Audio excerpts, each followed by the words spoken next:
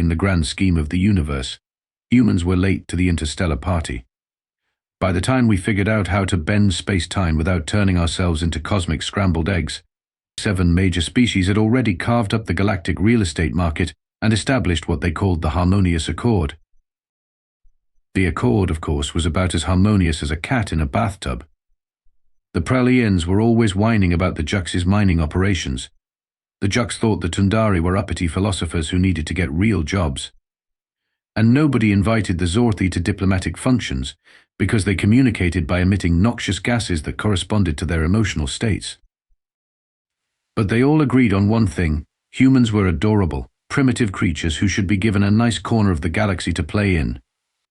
Like giving a toddler the plastic keys while the adults handled the real ones. And then there were the Vraxians. The Vraxians didn't sign the accord. The Vraxians didn't sign anything unless it was written in the blood of their enemies.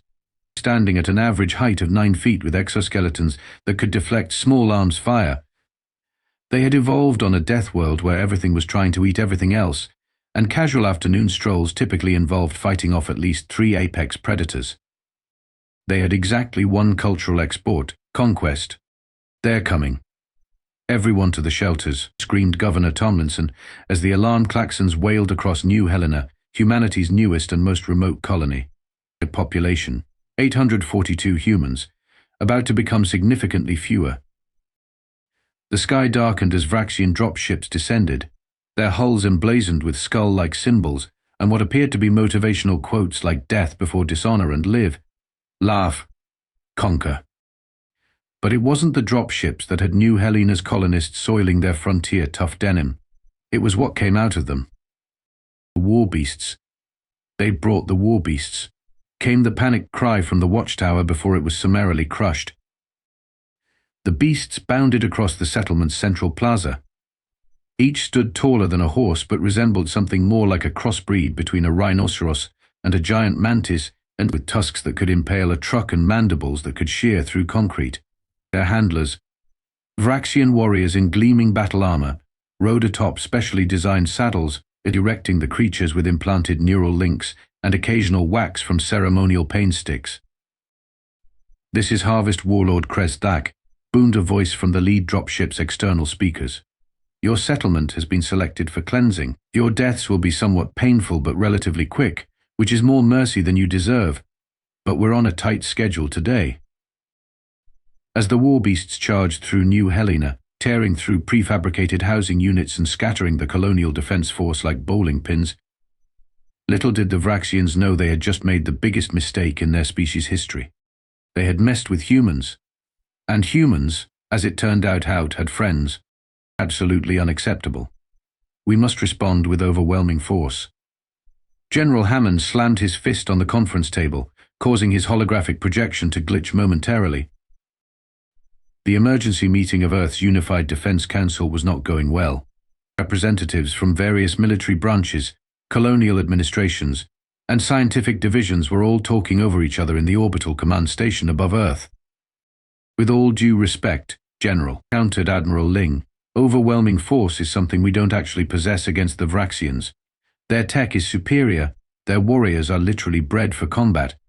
And did you see the footage from New Helena? Those war beasts tore through our defensive positions like they were made of tissue paper." The room fell silent as footage from the colony's few surviving security cameras played on the central display. The images were grim war beasts corralling humans into groups while Vraxian warriors methodically executed the colonial leadership. The settlement's small militia had managed to take down exactly 0 war beasts before being completely overwhelmed. "The Accord races won't help us," said Dr. Nairere from Colonial Affairs.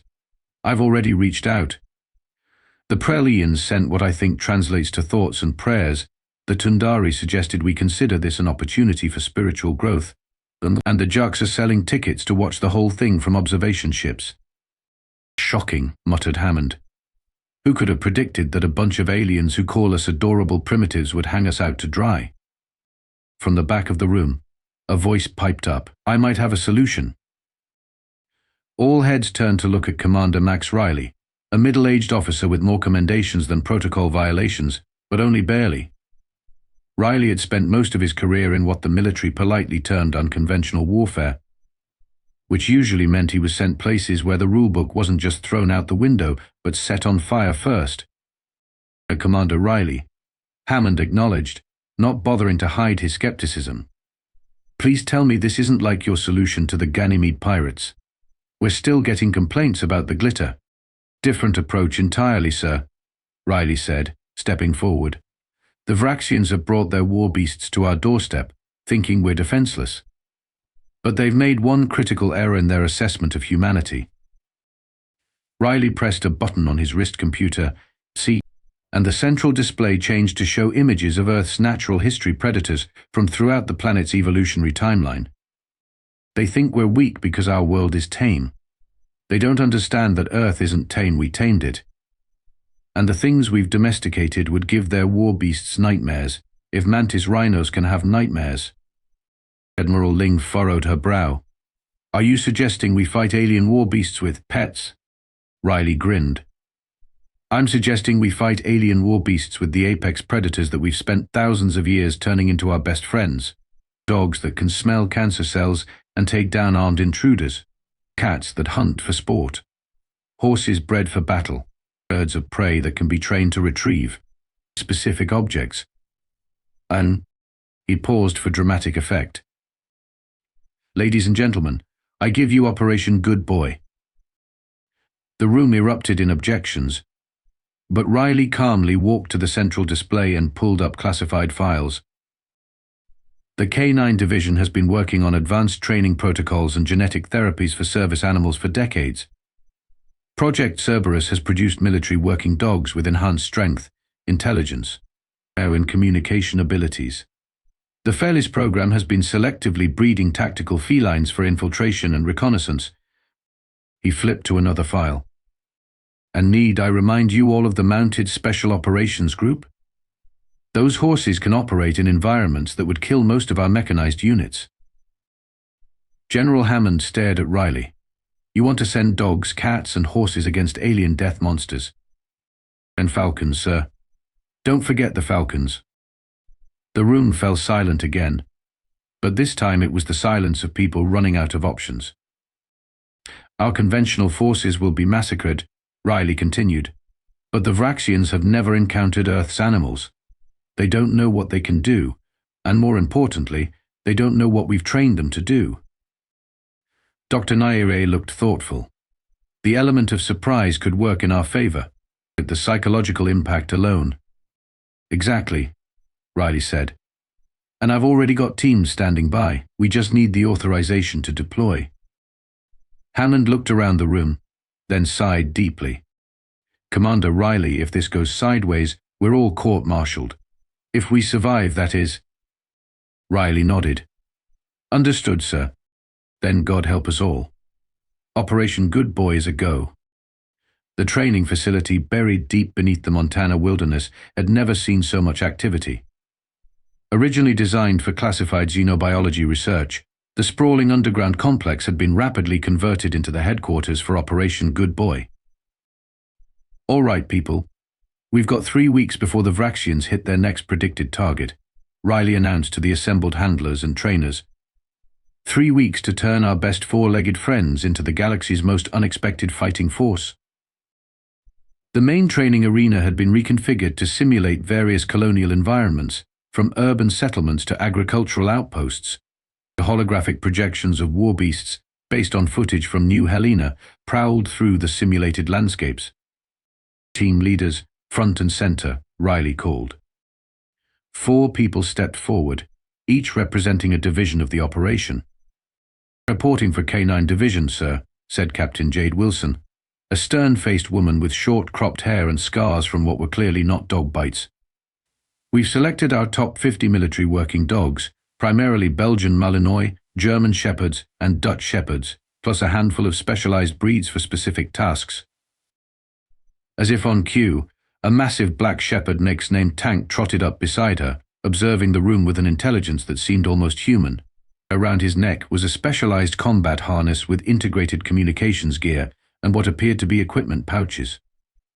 Feline tactical, ready to deploy, reported Lieutenant Miguel Ortiz, a wiry man who moved with the same quiet precision as his charges. 38 cats, mostly specialized Egyptian Mao and Savannah hybrids, with enhanced night vision implants and stealth training. Perched on Ortiz's shoulder was a sleek spotted cat named Phantom, who was paying far more attention to the proceedings than any cat had a right to. "Equine division prepared," said Major Dana Toth, a tall woman with the unmistakable bowed stance of someone who spent more time in a saddle than on foot. 24 horses, including specialized mountain stock and ex-police tactical mounts. Behind her, visible through the glass partition, stood Thunder, a massive black stallion wearing what looked like a hybrid of horse armor and tactical gear. "And aerial reconnaissance is ready, sir," finished Lieutenant Commander Raj Patel, his leather falconry glove supporting a fierce-looking peregrine falcon. 20 birds of prey, primarily falcons and hawks, with miniaturized camera systems and targeting capabilities. The falcon, called Artemis, tilted her head with predatory focus, her eyes enhanced with microscopic technical implants that gleamed in the facility's lights. "Outstanding," Riley said.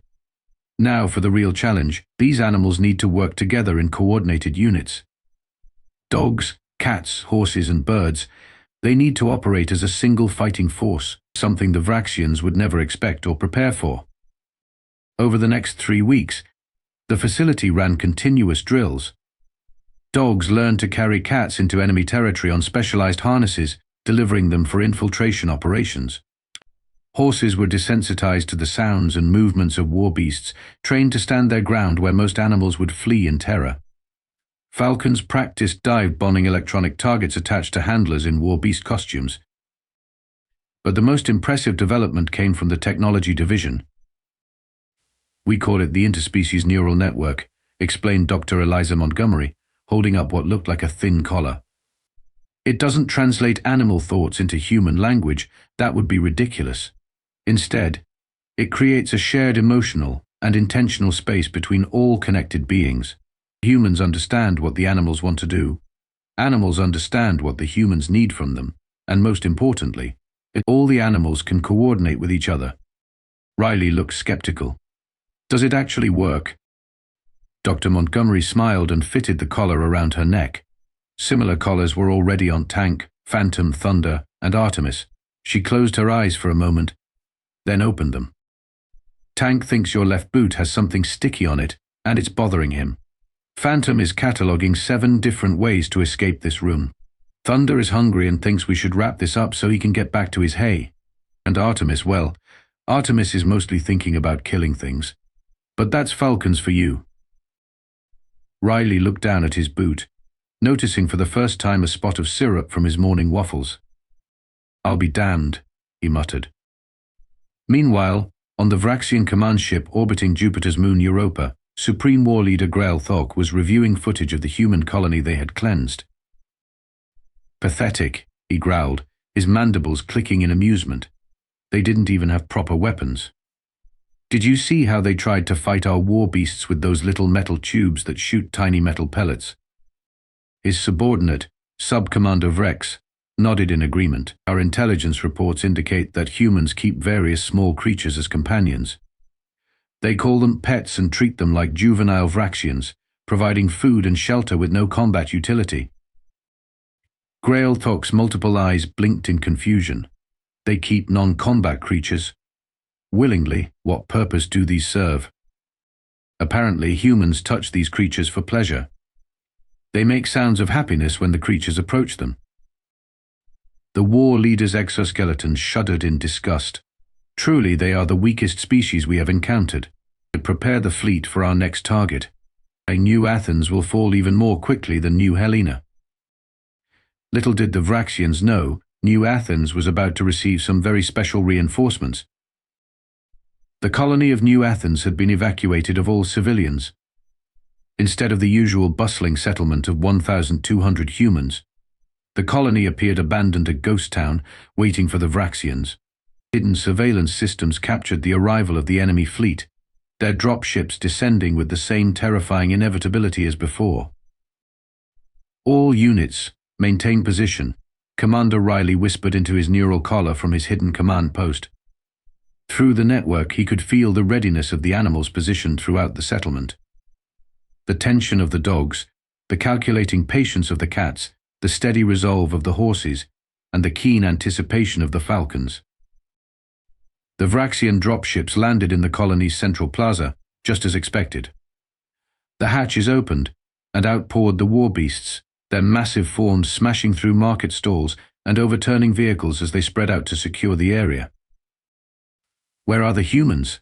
demanded Harvest Warlord Krez Thak, stepping out of the lead ship. Scans showed life forms. As if in answer, a single dog's bark echoed through the empty streets. The Vraxian warriors turned toward the sound, confusion evident even through their alien features. One of the war beasts sniffed the air, its mantis-like head swiveling. "Probably just one of those pet creatures the humans abandoned," said the warlord dismissively. "The primitive emotional attachments made them weak. Begin the standard search pattern to find any humans hiding and—" He never finished the sentence because that's when Tank, along with 15 other military dogs, burst from their hiding places. But they didn't attack the way the Vraxians expected. There was no frontal assault, no suicidal charge. Instead, each dog carried something on its back, a combat harness containing a very angry, very specialized cat. "What is happening?" roared Krez Thak as the dogs raced past the war beasts, dodging mandibles and tusks with practiced agility. As they passed, each dog performed a quick stop and roll maneuver, launching their feline passengers directly onto the war beasts' saddles. The cats moved like liquid shadow, their enhanced muscles allowing them to cling to the smooth exoskeletons of the Vraxian riders. Before the aliens could react, the cats had slipped specialized devices into the neural control interfaces of the saddles. "My neural link is compromised," screamed one warrior as his war beast suddenly stopped responding to his commands. Throughout the plaza, war beasts began bucking and spinning, throwing their riders or smashing them against buildings. That's when the second phase began. A thunderous noise filled the air as Major Toth led the equine division into the colony from the east side. Each horse carrying a human rider armed with specialized weapons designed to target the war beast's few vulnerable points, primarily their eye clusters and joint sections. The Vraxians tried to regroup, but their formation was shattered by the aerial assault. Falcons and hawks dove from the sky, their enhanced vision allowing them to target exposed flesh between armor plates. Some birds carried miniature explosive devices that they dropped with pinpoint precision. Impossible. Krez Thak raged as he watched his fearsome war beasts being systematically dismantled by creatures a fraction of their size. These are not weapons. These are pets. Through his neural collar, Riley could feel the coordinated movements of the animal teams. When a war beast cornered a dog, a falcon would swoop down to distract it. When a Vraxian warrior managed to dislodge a cat, a horse and rider would charge in to create space for the cat to escape. The most effective teams, however, were the dogs and cats working in tandem. The neural network allowed them to function with a synchronicity that bordered on telepathic, the dogs providing strength and speed, the cats delivering precision strikes. "Target their command structure," Riley ordered, and felt the collective acknowledgement ripple through the network. Tank led a squad of dogs directly toward Krez Thak's position. The warlord raised his plasma rifle, but before he could fire, Artemis the falcon dive-bombed his face, her talons scratching his compound eyes. The momentary distraction was all Tank needed. The massive shepherd launched himself at the warlord, not to attack, but to create the opening for Phantom the cat, who had stealthily positioned himself on a nearby roof. Phantom leapt, a blur of spotted fur, landing directly on the warlord's neural command module worn at the base of his skull. With surgical precision, the cat inserted a specialized data spike, immediately uploading a virus into the Vraxian command network. Throughout the battlefield, the Vraxians' communications collapsed. Their coordinated defense fell apart into individual last stands, which were methodically eliminated by the combined human-animal forces. Less than 45 minutes after the battle began, Harvest Warlord Krez Thak found himself surrounded by dogs, cats, horses, and circling birds of prey, but all watching him with an intelligence that seemed impossible. "What are you?" he asked, mandibles trembling. Commander Riley stepped forward, neural collar gleaming at his throat. "We're humans," he said simply. "And these are our friends." The remaining Vraxians retreated to their ships, abandoning their fallen war beasts and comrades.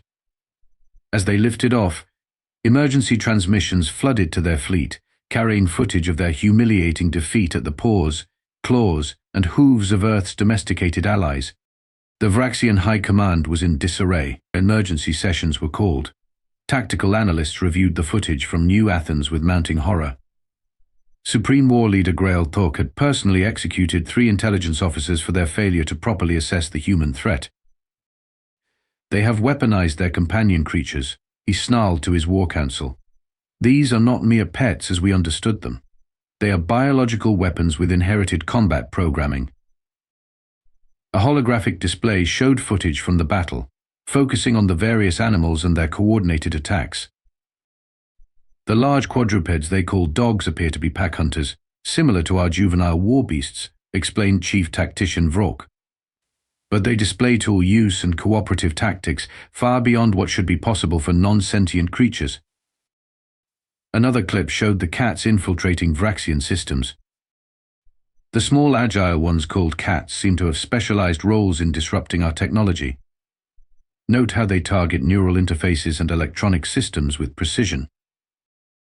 The footage shifted to show the mounted human forces. Most disturbing are these horses. Early intelligence suggested they were merely transportation, but they appear to have been bred for war. They show no fear of our war beasts and strategically position themselves to protect their human riders. Finally, the display showed the birds of prey. And these flying creatures coordinate the entire assault, providing real-time battlefield intelligence and precision strikes. Grail Thok's exoskeleton quivered with rage. How did we miss this? How did a species we dismissed as defenseless manage to create an army of such creatures? The answer came from an unexpected source. A junior science officer named Zex, who specialized in xenobiology, cautiously approached the command table. "Supreme War Leader, I believe I understand what we're seeing," he said. "These are not engineered bioweapons as we initially thought. These are natural Earth predators that humans have befriended." The War Council fell silent. "Explain," ordered Grail Thok. Zex activated his own data display. "I've been studying Earth's evolutionary history. Their planet produced some of the most efficient predators in the galaxy. But instead of being eliminated by these predators, humans somehow formed alliances with them." He showed ancient human cave paintings depicting humans hunting alongside wolves. "They call it domestication. Over thousands of years, they selectively bred these creatures not just for obedience, but for mutual cooperation. The animals we faced at New Athens are the result of co-evolution predators who chose to work with humans rather than compete with them." The implications sent a wave of dread through the War Council. "Are you suggesting," Grail Thok said slowly, "that humans can tame apex predators?" "Not just tame, Supreme War Leader. The neural network we observed suggests something deeper. The humans don't control these animals, they collaborate with them." Before the Council could fully process this information, alarm signals blared throughout the command ship.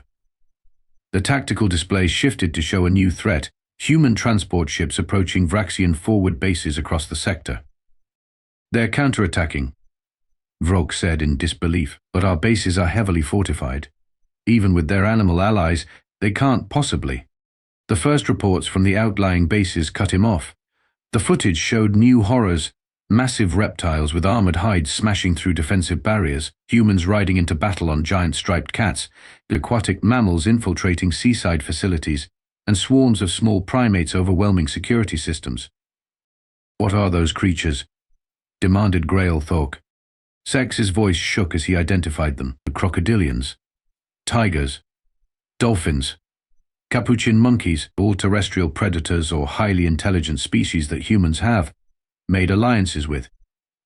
All reports flooded in. A Vraxian mining operation on one of Neptune's moons had been completely disabled by teams of what appeared to be small furry creatures that chewed through power conduits and communication lines. "Those are, I believe they call them ferrets," Zex said. "Humans use them to hunt in small spaces. A research outpost reported being overrun by massive grey creatures with long nasal appendages that could tear apart structures with ease. Elephants, Zex identified. Herbivores, but highly intelligent. Humans have worked with them for millennia. Most disturbing of all was the footage from the Vraxian flagship Eternal Conquest. Somehow the humans had managed to insert hundreds of tiny infiltrators into the ventilation system creatures that Zex identified as rats and mice, which humans had originally domesticated for detecting explosives and navigating mazes. The Vraxian Empire, which had conquered 17 star systems and subjugated dozens of species, found itself in full retreat. The war beasts that had been bred for combat over hundreds of generations were being outmaneuvered by creatures that slept on human furniture. In his private command chamber, Supreme War Leader Grelthok received the most humiliating report of all.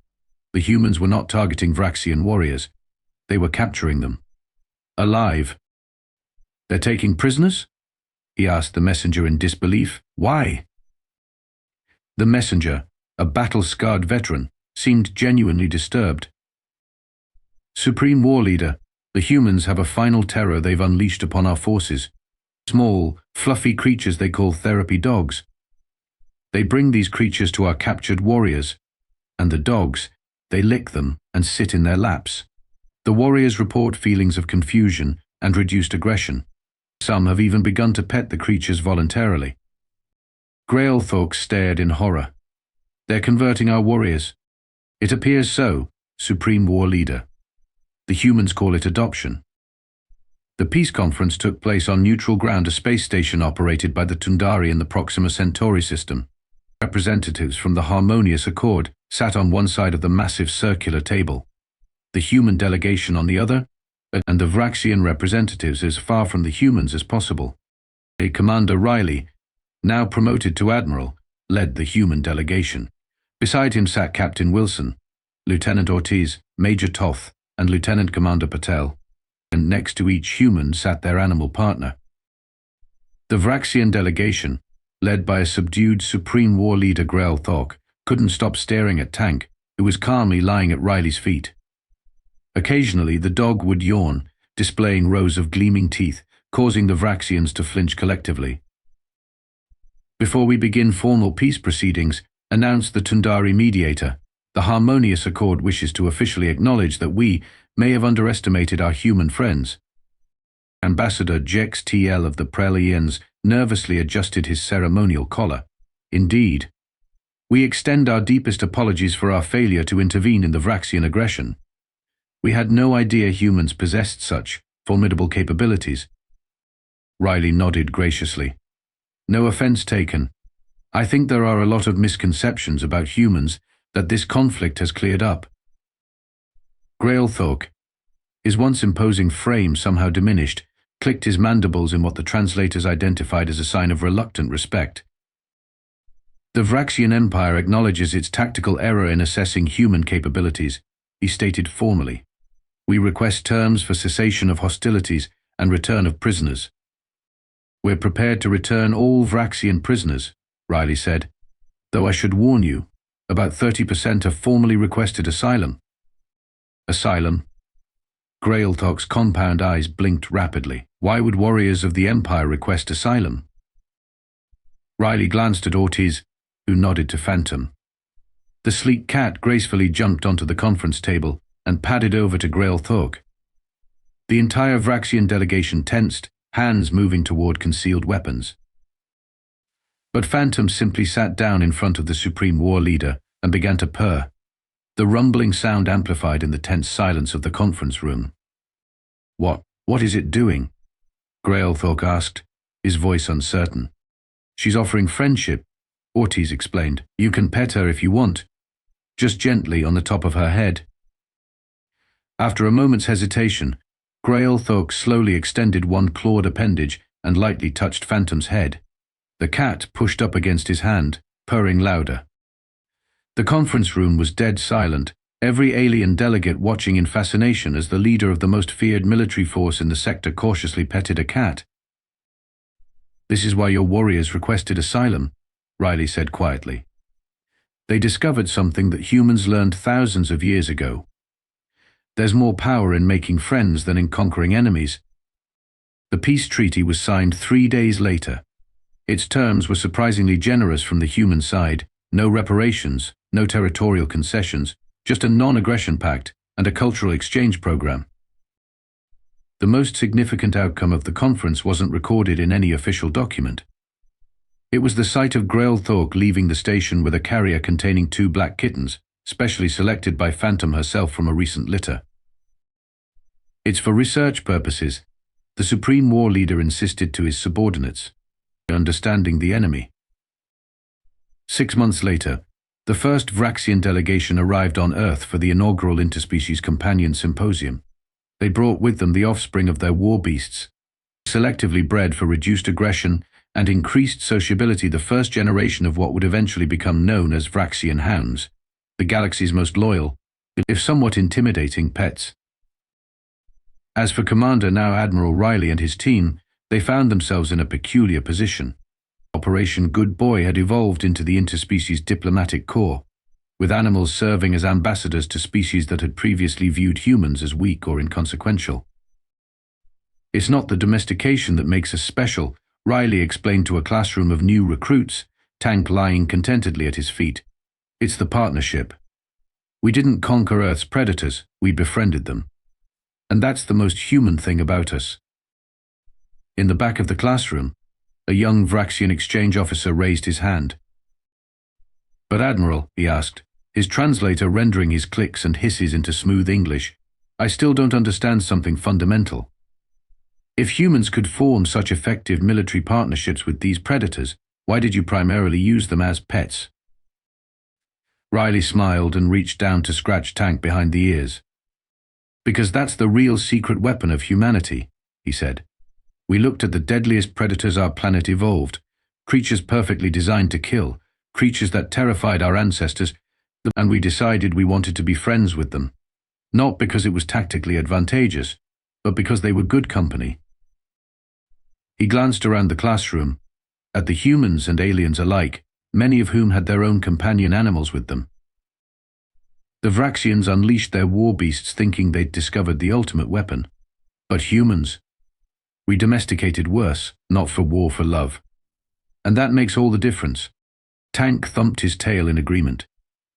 And somewhere in the galaxy, a Vraxian war leader fell asleep with 2 purring cats on his chest, finally understanding what it meant to truly conquer a world.